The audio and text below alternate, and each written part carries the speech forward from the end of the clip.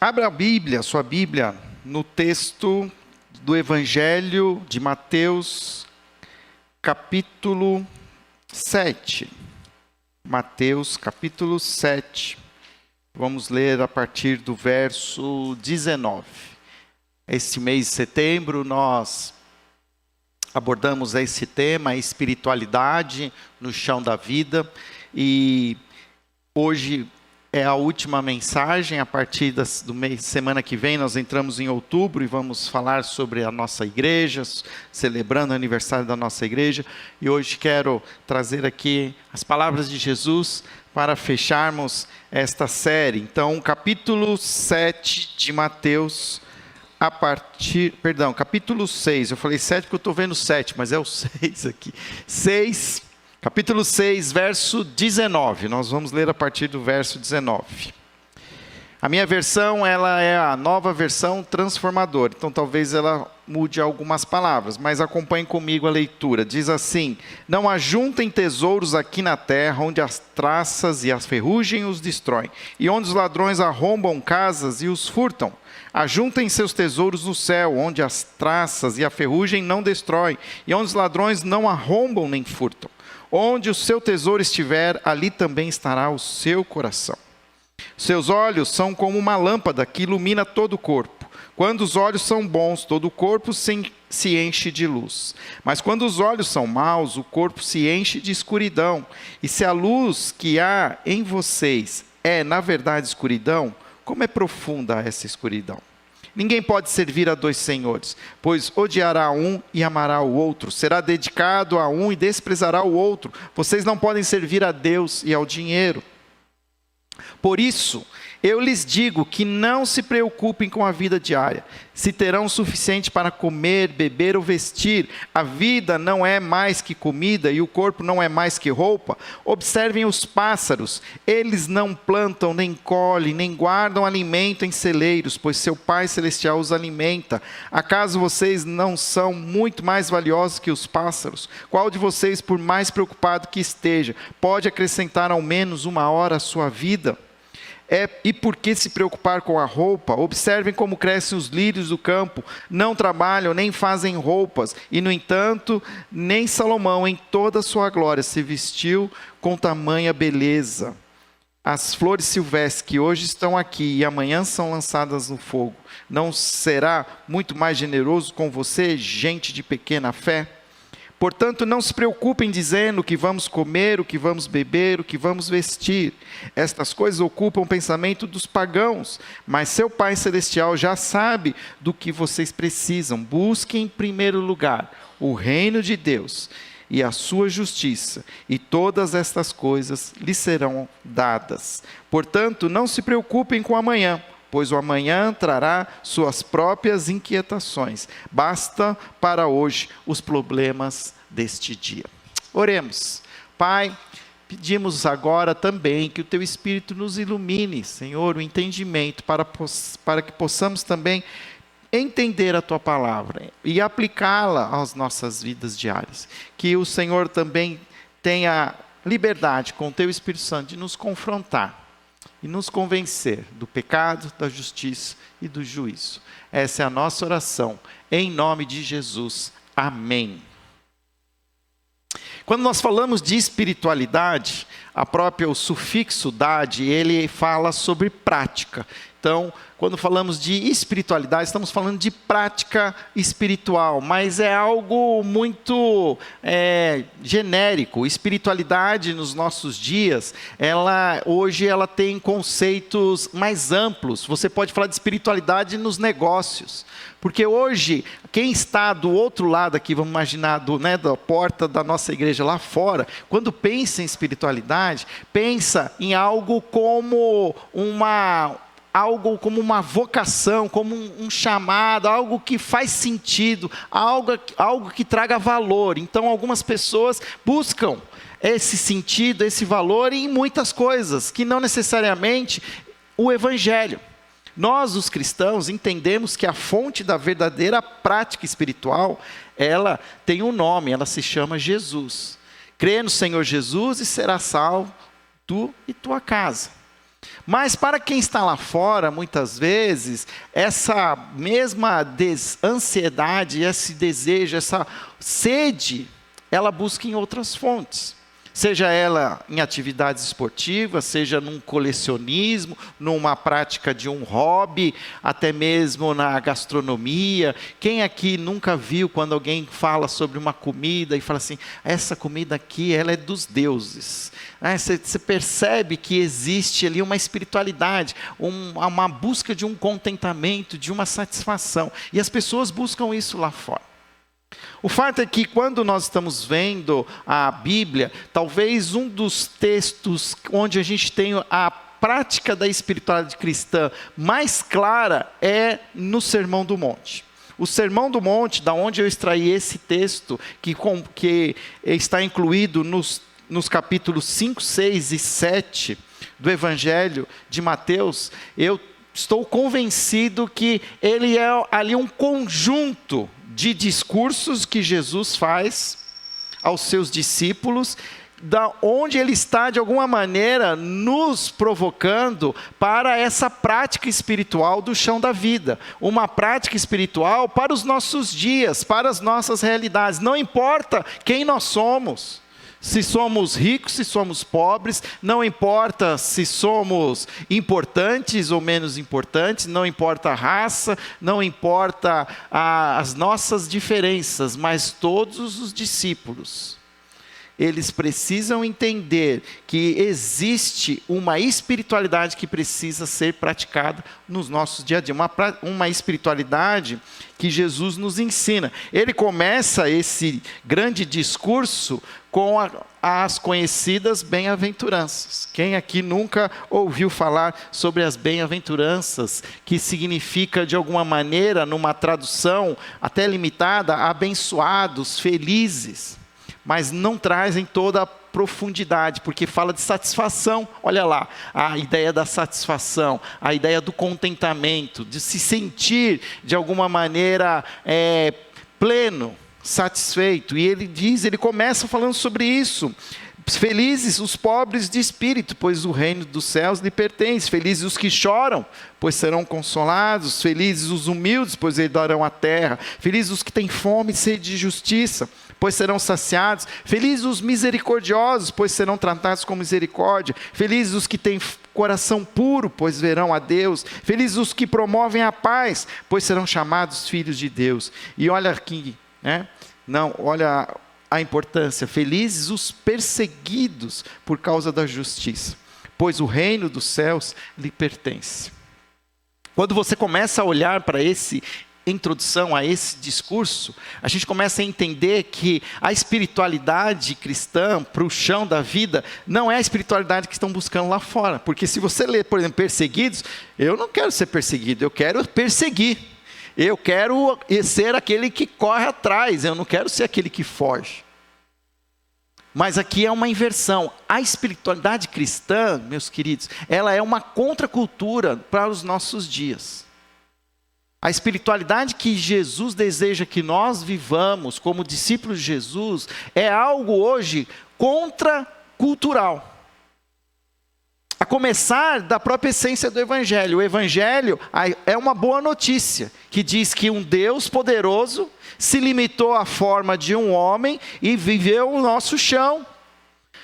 O Evangelho já mostra essa inversão. O que mais tinha poder serviu aos que menos tinham.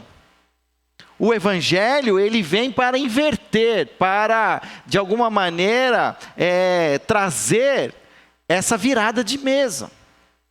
A grande crise é que nós, 2000 anos depois, a gente pode estar tão contaminado com a cultura do nosso século, dos nossos tempos, que a gente começa a esquecer essa verdadeira espiritualidade. E a espiritualidade cristã que a gente pratica, ela não é tão pura, mas ela está muito até arraigada com alguns costumes que a gente acaba adquirindo ao longo do tempo, e até numa igreja como a nossa, a gente pode, que é histórica e centenária, a gente pode estar tendo alguns ritos, costumes, que na verdade fazem parte da nossa cultura local, mas talvez não tenham nada a ver com o Evangelho. Não estou dizendo que exista, mas que a gente precisa estar disposto a repensar e avaliar.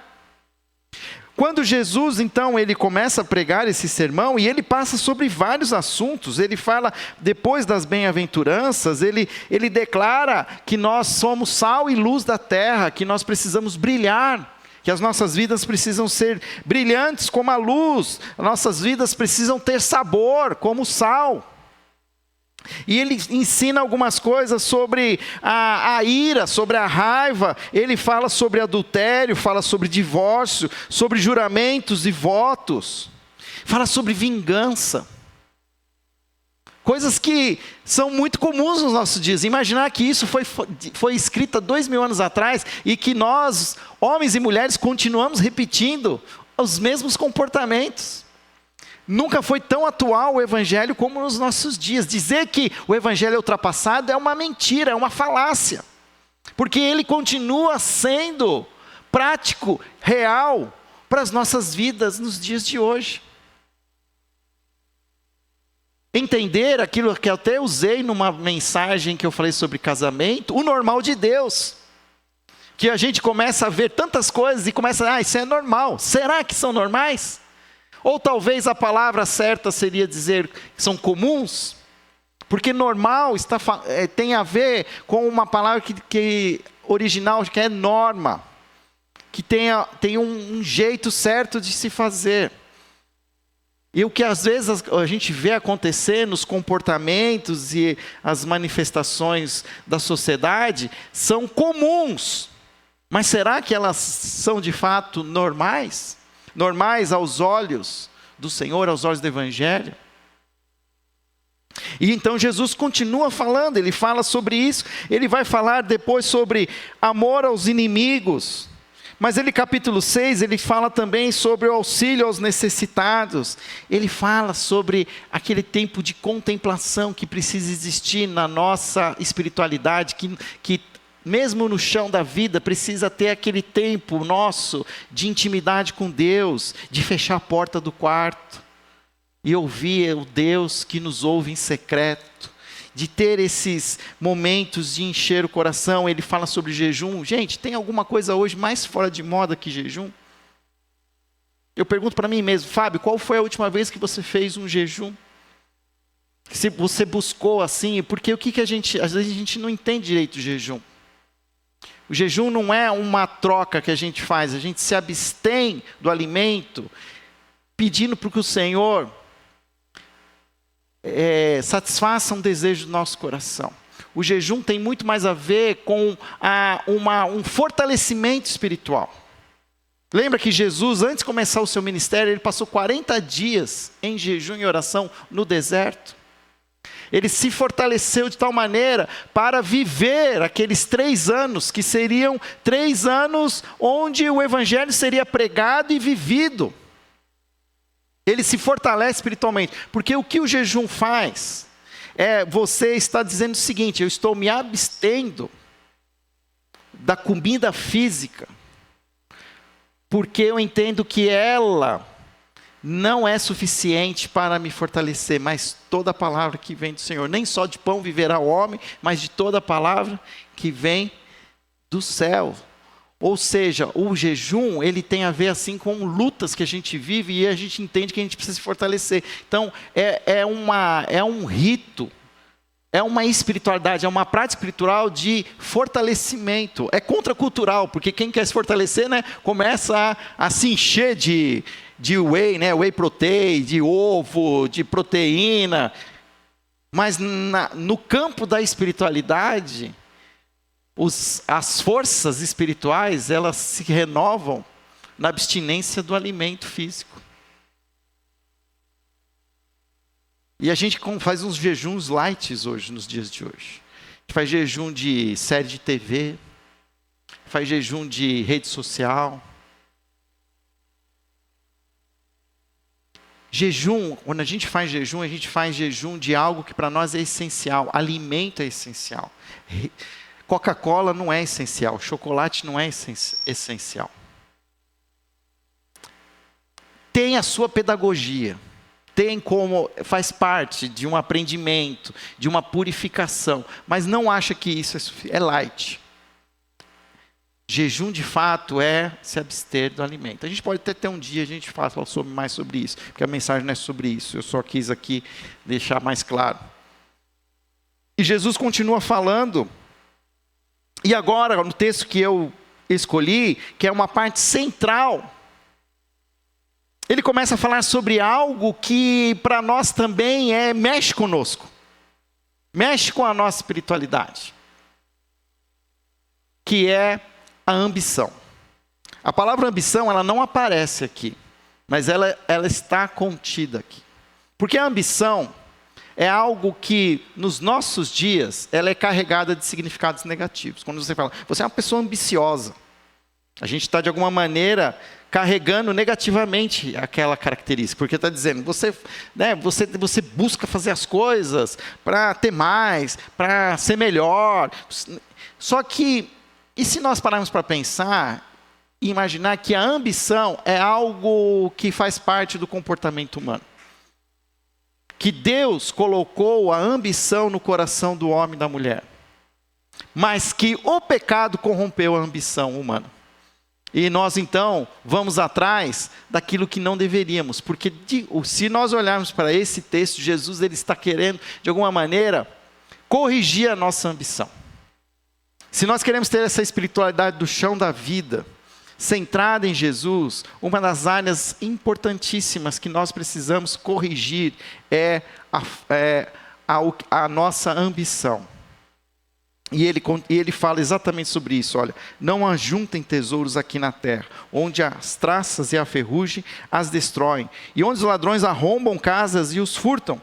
Ajuntem os seus tesouros nos céus, onde a traça e a ferrugem não destroem, onde os ladrões não arrombam nem furtam. Onde o seu tesouro estiver, ali também estará o seu coração. E olha, aqui eu fiquei pensando, eu ia falar assim, não, porque isso daqui é um comportamento ocidental, de juntar dinheiro. Eu falei, não é não, é um comportamento humano. Se você pega lá no Oriente hoje, lá onde estão as pessoas mais ricas do mundo, são os árabes, são os chineses.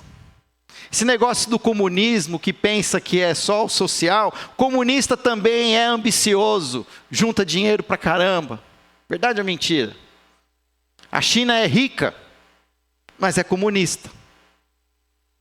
Ou seja, a ambição, essa busca pelas riquezas, esse comportamento humano corrompido pelo pecado, ela alcança todas as ideologias.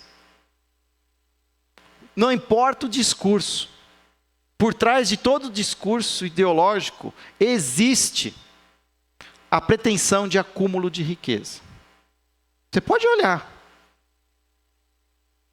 Poucos são aqueles que, de alguma maneira, morreram, com uma mão na frente e outra atrás. A gente sempre sabe que cada um conseguiu juntar lá, o capital suficiente para 3, 4 gerações. Mas o que Jesus está dizendo? Ele fala assim, olha, cuidado, porque ele termina falando sobre onde seu tesouro estiver, lá também estará o seu coração. E aí a pergunta que eu preciso fazer quando eu estou falando de ambição é, onde está o meu coração? O que o meu coração ambiciona? Talvez a gente tenha algumas ambições sinceras e legítimas. Quem aqui não queria ter uma TV de tela plana, assim, HD, agora 4K? Eu também quero, Às vezes eu pego aí em Anguera, pego uns carros, vem uns carros grandes, assim, eu vi lá uma picape gigante, assim, dava 3 carros meus. Falei, essa picape que é boa para andar, Assim, dá para ir até Marília e voltar. Parece um cowboy, Tem coisas que a gente vê e a gente ambiciona. Mas a gente precisa olhar para o coração. E Jesus está querendo nos ensinar, cuidado.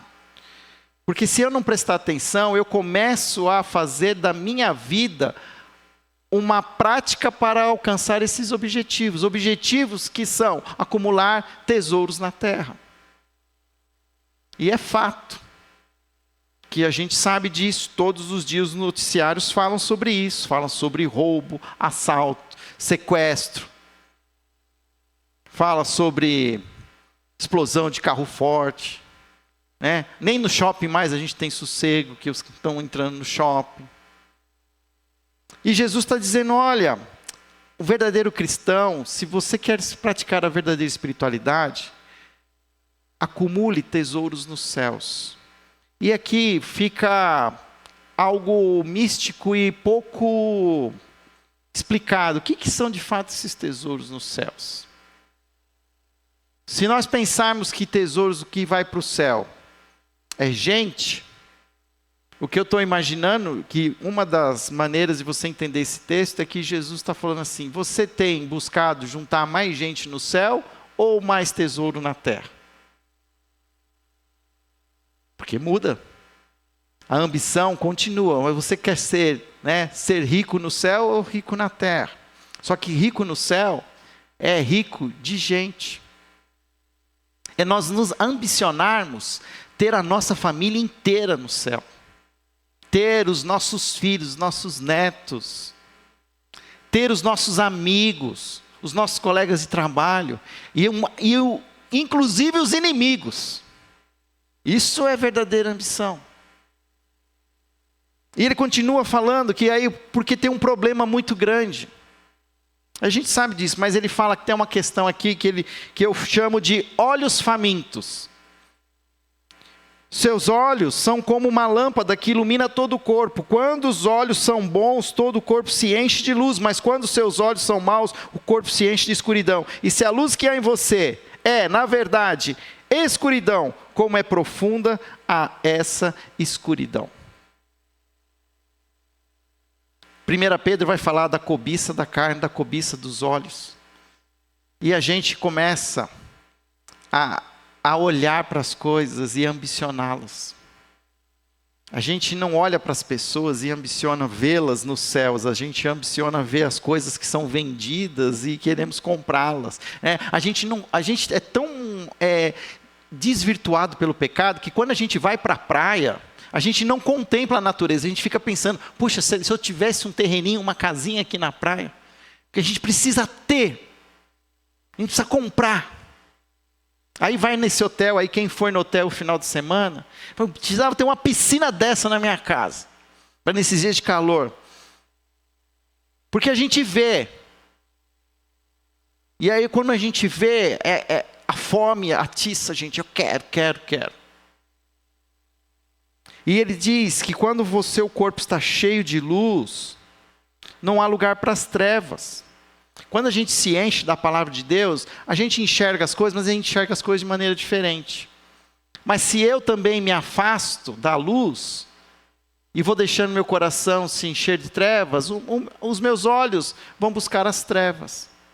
Os meus olhos vão se satisfazer com aquilo que não deveria se satisfazer. E ele ainda faz mais um confronto, que ninguém pode servir a dois senhores, versículo 24. Pois odiará a um e amará ao outro, será dedicado a um e desprezará ao outro. Vocês não podem servir a Deus e ao dinheiro. E em algumas versões, o texto está, você não pode servir a Deus ou a Manon. Manon era uma entidade espiritual da época, que era conhecida como Deus da riqueza.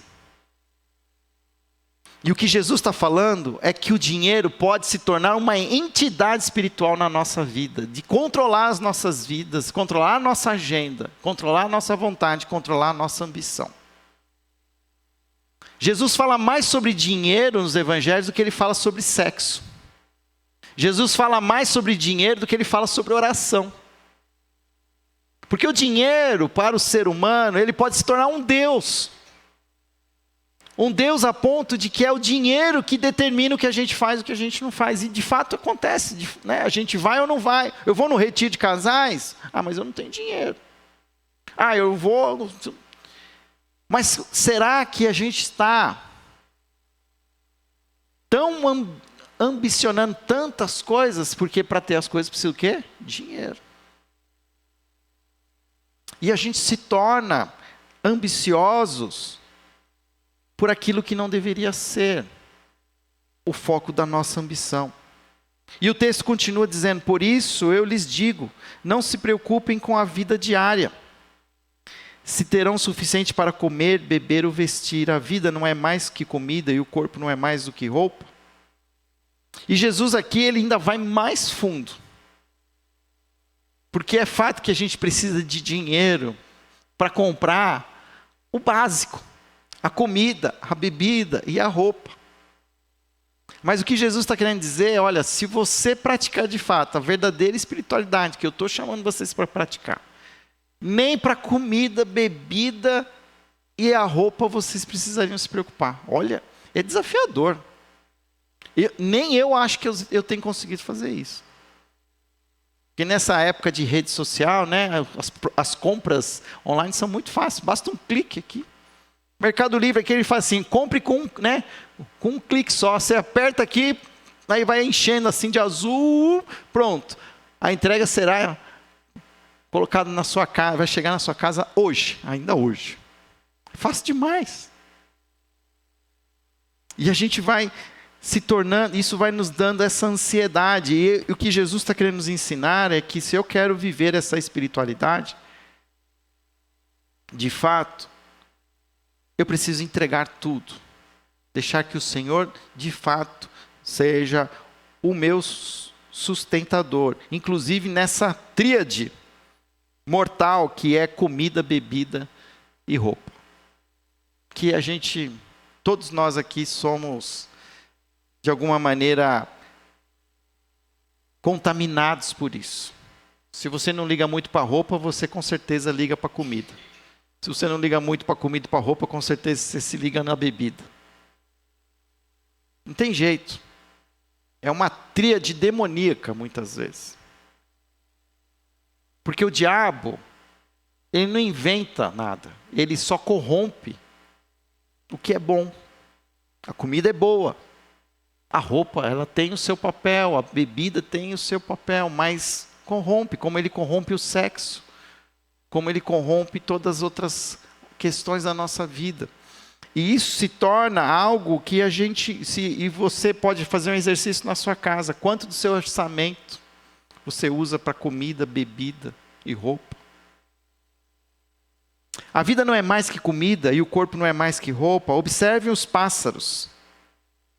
Eles não plantam nem colhem, nem guardam alimento em celeiros, pois seu Pai Celestial os alimenta. Acaso vocês não são mais valiosos que os pássaros? Qual de vocês, por mais preocupado que esteja, pode acrescentar ao menos 1 hora à sua vida? Eu completei 50 anos agora em fevereiro. E a gente vai ficando mais maduro assim, vai diminuindo a velocidade. E eu tenho entendido que os pássaros pregam. Os pássaros pregam. E toda vez que eu ouço um pássaro, eu paro para observar os pássaros. Porque vem a palavra do Senhor que me diz assim: Fábio, eu estou cuidando desse passarinho, eu cuido de você também. Fábio, você está ansioso, está na correria, está aflito, não sabe como resolver? Olha esse passarinho. Deus se revela de muitas maneiras. E Deus se revela através dos pássaros. Porque o texto diz, observem os pássaros. É Jesus dizendo, olhem para a minha natureza criada. Olhem para os pássaros. E se você olhar para os pássaros, eles acordam de manhã, mas eles não sabem se eles vão ter o alimento. Mas eles também não ficam lá no ninho esperando o alimento cair. Eles vão viver a vida e as coisas vão acontecendo.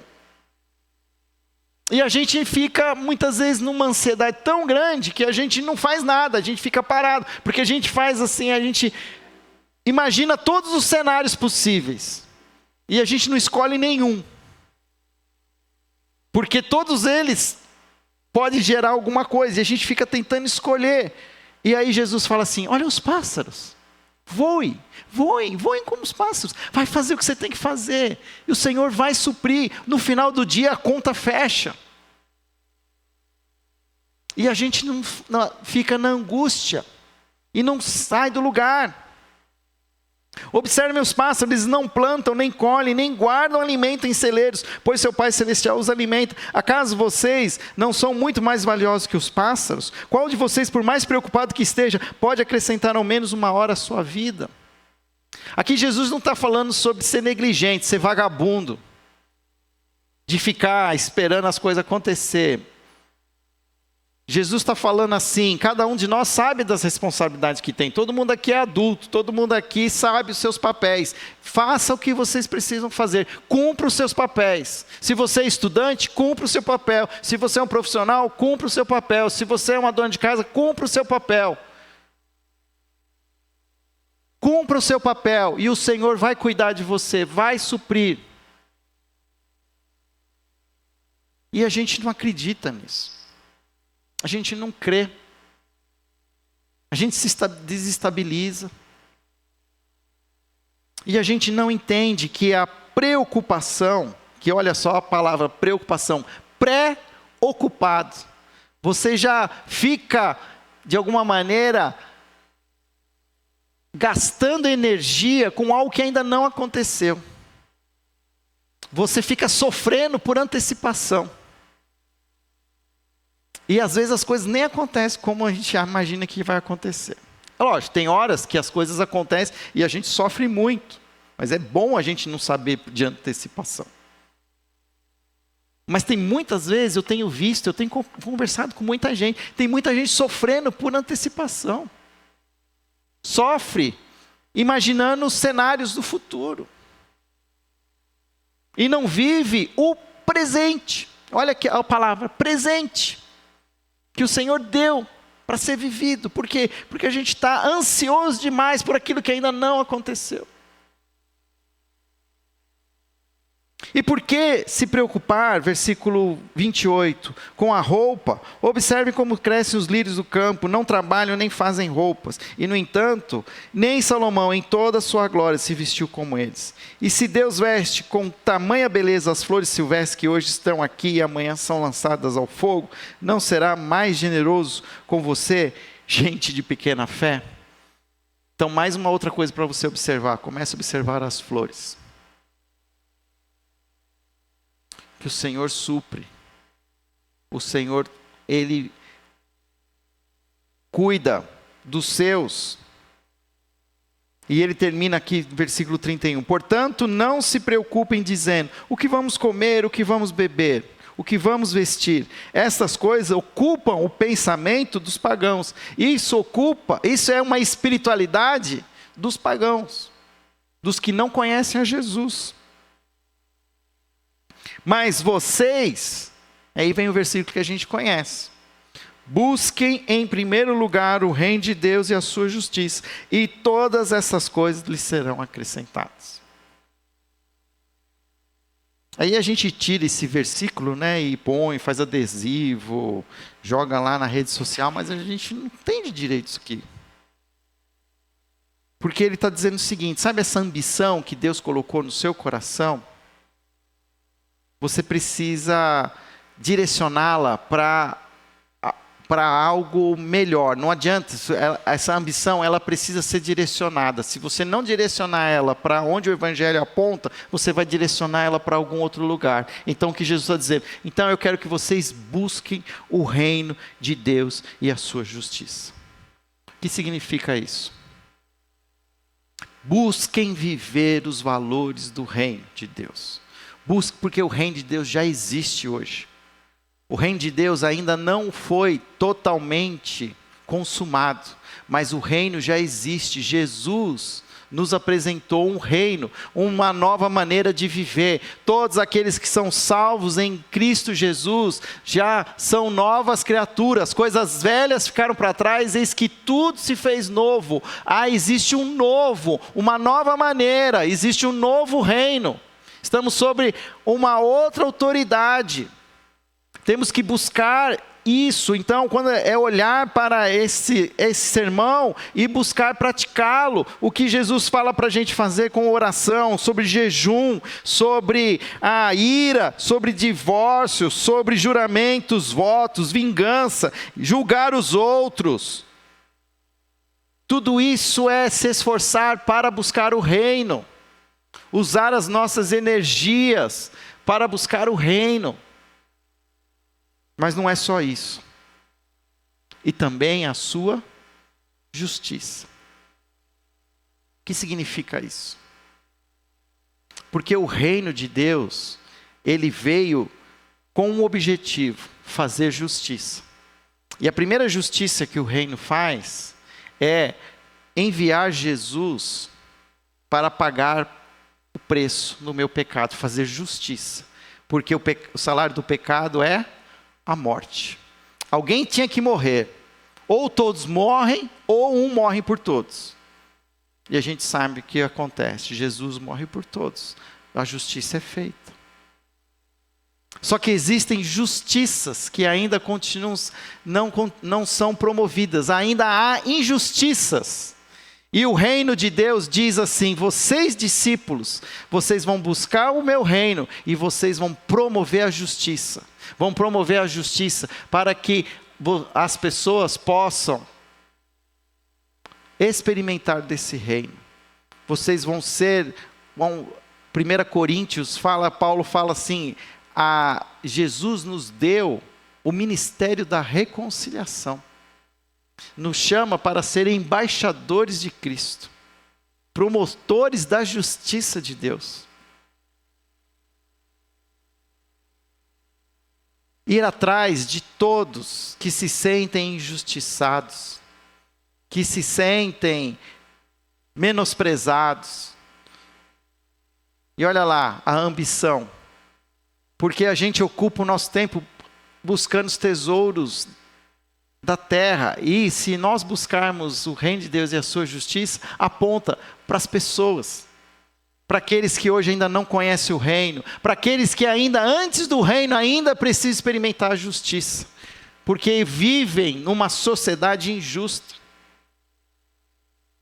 E nós brasileiros sabemos o que é injustiça, porque o Brasil é um dos países mais injustos do mundo. É injusto com o empresário, é injusto com o trabalhador. Eu estou me sentindo injustiçado, que a minha declaração da Receita Federal ficou na malha fina. A sua também? E eu fiz tudo certinho. E agora eu vou ter que esperar janeiro de 2024 para apresentar a documentação. Eu acho isso uma injustiça para quem paga todos os impostos. Mas quem são outras injustiças que são de outras pessoas, o que elas estão vivendo? Nós precisamos buscar ajudar, aliviar o peso, ajudar essas pessoas a encontrar o reino. Porque a justiça dos homens é uma justiça que falha, é uma justiça que nos deixa a desejar. Portanto, não se preocupem com o amanhã, pois o amanhã trará suas próprias inquietações. Basta hoje os problemas deste dia. Eu pulei aqui porque ele diz assim, que se a gente busca essa justiça, todas essas coisas lhe serão acrescentadas. E o que vai ser acrescentado? Riqueza, poder, dinheiro? Não, a roupa, a comida e a bebida. Essas coisas que nos preocupam, que são essenciais. E aí ele diz: portanto, não se preocupem com o amanhã, pois o amanhã trará suas próprias inquietações. Ou seja, amanhã vai ter problema, gente. Amanhã alguma coisa vai dar errado. Mas, para amanhã, a gente vai ter a graça do Senhor renovada sobre nós mais uma vez. Quando o primeiro raio de luz do sol surgir no horizonte, a gente vai ter 100% da graça de Deus para aquele dia. A gente entender que a gente tem abundância, que a gente não vive com o que sobra, mas todo dia o Senhor renova, todo dia o Senhor, Ele sustenta, Ele cuida. Bastam hoje os problemas desse dia. E já é problema bastante. É um desafio essa espiritualidade do chão da vida, porque cada um de vocês conhece o chão que pisa. Eu conheço o chão que eu piso, mas vocês tenham, talvez o chão de vocês seja diferente. O chão que vocês estão vivendo talvez tenha outras dinâmicas, tenha outras coisas que não encaixam, que não funcionam como deveriam funcionar. E nos deixam ansiosos, fazem com que a gente busque, ambicione até resolver, e acha até que o dinheiro é a solução. Não é a solução. Busquem, pois, em primeiro lugar o reino de Deus e a sua justiça. E todas as outras coisas vos serão acrescentadas. Ou eu acredito nisso, ou eu confio, e aí foi uma palavra que eu também ensinei na primeira vez que eu preguei essa série. Troque a certeza pela confiança. Porque nós, os ansiosos, nós queremos ter certeza. Mas a certeza, nós nunca teremos. Nós não temos o controle de tudo. Uma coisa acontece e já muda todo o cenário. O que eu preciso é de confiança. Confiar que mesmo que as coisas não funcionem como eu imagino que elas deveriam funcionar, ainda existe um Deus que está cuidando de mim, que é o meu pastor, e que de nada terei falta. Não é fácil, é difícil, é simples, mas não é fácil. Por isso a gente precisa sempre revisitar, precisa sempre falar sobre espiritualidade. Precisa falar dessa espiritualidade que eu falei também no texto lá da multiplicação dos pães. Que é entregar aqueles peixes, poucos recursos que a gente tem na mão de Jesus.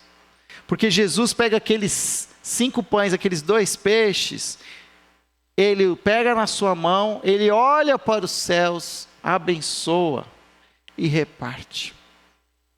E quando esses peixes são repartidos, esses pães repartidos, eles voltam para a mão dos discípulos, eles voltam para a mão do menino, mas eles também vão para a mão de cada um daqueles que estavam na multidão. O Senhor multiplica os recursos, recursos que nós não temos, mas que nós entregamos para Jesus, elevamos aos céus, entregamos. E quando voltamos a ter de volta, eu posso confiar que aquilo é o suficiente. Aquilo vai ser suficiente não só para mim, mas para todos os outros que estiverem ao meu lado. Eu preciso crer nisso. Senão a segunda-feira vai ser sempre aquela segunda-feira maldita. E para aqueles que creem em Jesus, não existe segunda-feira negra, segunda-feira maldita. Existem segundas-feiras de oportunidades. Oportunidades de buscar o reino de Deus e a sua justiça.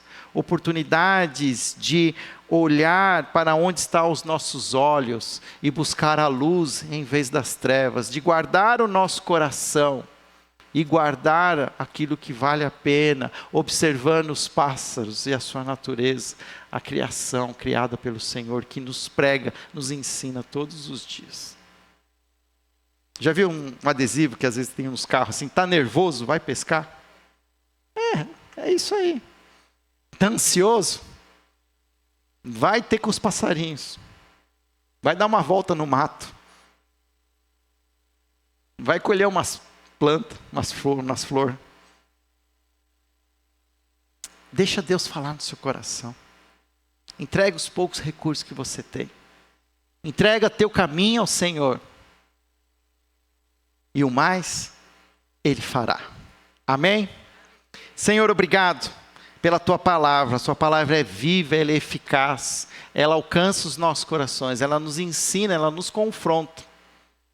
E ela nos desafia a viver um dia de cada vez, de fé em fé. Pai, que o Senhor continue a nos ensinar, através do Teu Espírito Santo, a viver essa espiritualidade do chão da vida.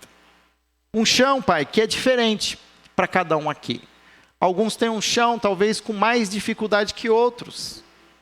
Talvez alguns aqui estão com o chão, com lutas, com perguntas sem respostas. Mas o mesmo é o Deus. É o mesmo Cristo, que caminha conosco e pisa nos nossos próprios chãos, esse chão da vida. Que o Senhor nos dê, ó Pai, esse entendimento e possamos continuar confiando em Ti, buscando o Teu reino e a Sua justiça. Pai, cuida de cada coração aqui hoje. Que o Senhor renove as forças, as esperanças. E traga, ó Pai, alegria, contentamento, satisfação que existe em Cristo Jesus. Em nome dele que nós oramos. Amém.